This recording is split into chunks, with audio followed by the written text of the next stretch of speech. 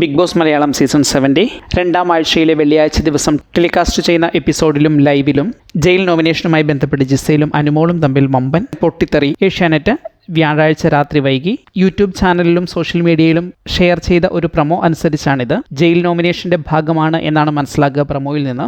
നോമിനേഷനിടെ തന്റെ അഭിപ്രായത്തിൽ ജയിൽ കള്ളന്മാർക്കുള്ളതാണെന്നും അത് അനുമോളാണ് എന്നുമുള്ള അർത്ഥത്തിൽ ജിസയിൽ സംസാരിക്കുന്നു. അനുമോൾ വല്ലാതെ പ്രൊവോക്ഡ് ആകുകയും ജിസയിൽ അത് കണ്ടിട്ടുണ്ടോ എന്ന് ചോദിച്ചുകൊണ്ട് ജിസയിലിന്റെ അടുത്തേക്ക് പാഞ്ഞടുക്കുകയും ചെയ്യുന്നു. അവർ തമ്മിൽ വളരെ ശക്തമായ വാക്കേറ്റം ഉണ്ടാകുകയും അതുപോലെ തന്നെ പരസ്പരം കൈയും കാലുമൊക്കെ ഉയർത്തുകയും അത് തട്ടി മാറ്റുകയും ഒക്കെ ചെയ്യുന്നുണ്ട്.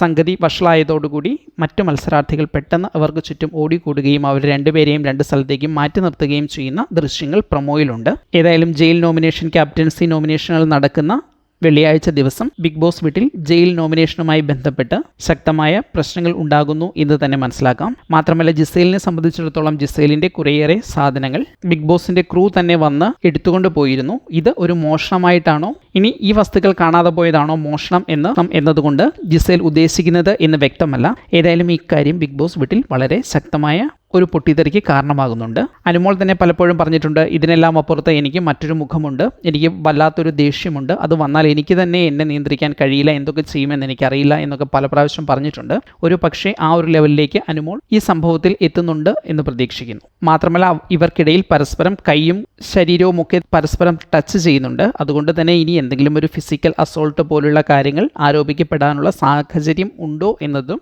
ഒരു ചോദ്യമായി മുന്നിട്ട് നിൽക്കുന്നു.